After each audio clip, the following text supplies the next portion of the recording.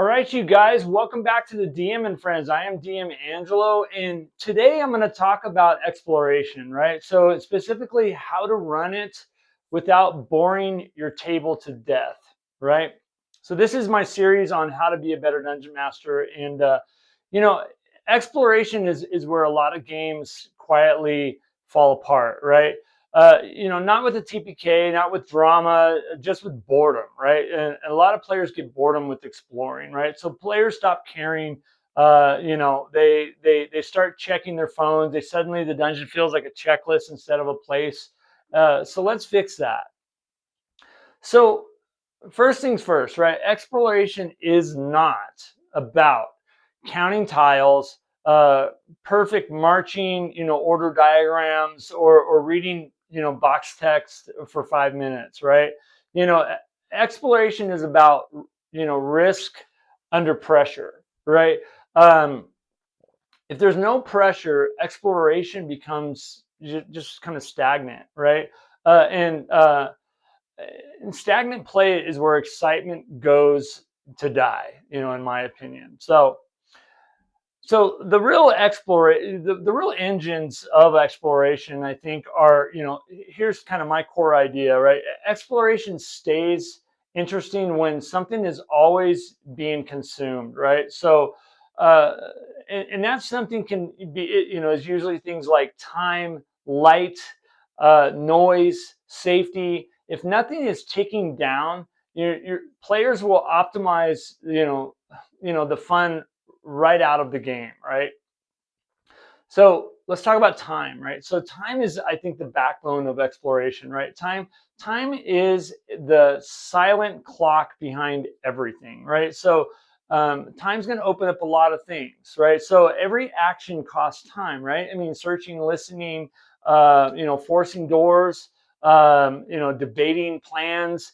If time doesn't matter, none of those choices are going to matter, right? So um, you don't need, exact minutes. You just need like consistent turns, right? So 10-minute passes, something changes, right? Resources are going to tick down. Risk is going to increase. That's how exploration is going to stay sharp, I think.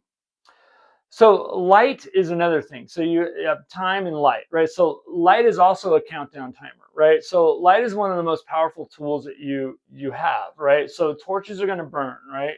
Lanterns are going to go out. Darkness is going to wait for your players, right? So the moment players realize their light is halfway gone, maybe their behavior is going to change. They might move faster. They might argue less. They might stop checking every single stone, right? That's not cruelty on your part. That's urgency, right? Light's going to turn exploration into decision making pretty quickly. So noise. So we said time, light, and let's say noise. Like noise, I think, is an invisible enemy, right? So silence is not default in dangerous places, right? So armor is going to clank, doors creak, voices echo, spells obviously explode or announce themselves. Every noise, no, every noisy action, should raise a question like, who heard that? You should think about that as a DM. And they should be thinking that too. You don't need to punish noise every single time, right? But noise should matter in your game. Players believe the dungeon listens. They're going to start playing a little differently. So risk must be present, right? When even when nothing happens, right? So here's a mistake that I kind of see a lot, and DMs think exploration needs consistent, events, right? And I don't think it does. It needs the threat of events, right? Um, that threat's going to lead to tension, right? So there needs to be a thread of events in the form of like wandering monster checks, so their actions are going to cause these, right? So environmental hazards or unstable terrain, watchful NPCs. So the risk of interruption is often more powerful than the interruption themselves, right? Does that make sense? Like, them thinking that this might happen is probably more impactful than it actually happening,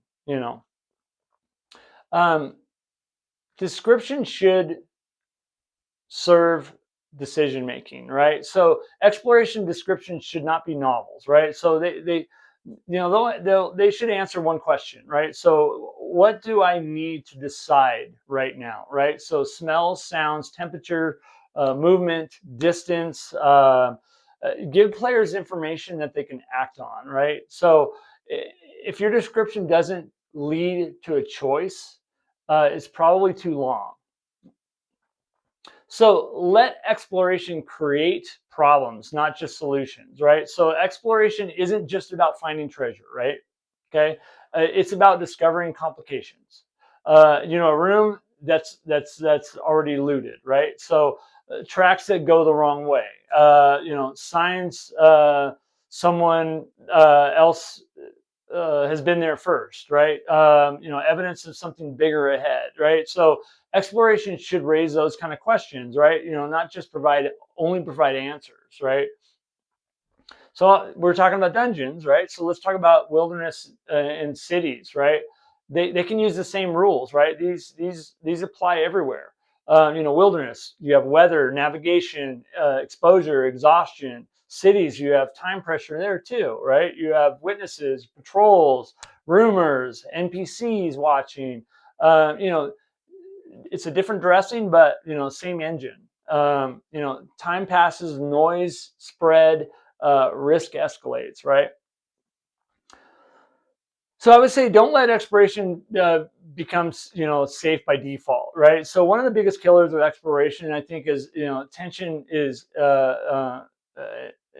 safety creep, right? So if nothing bad has happened in a while, players are going to relax, and that's when you gently remind them, that torches flicker, footsteps echo, the wind shifts, someone's watching. You don't need comment, you just need awareness.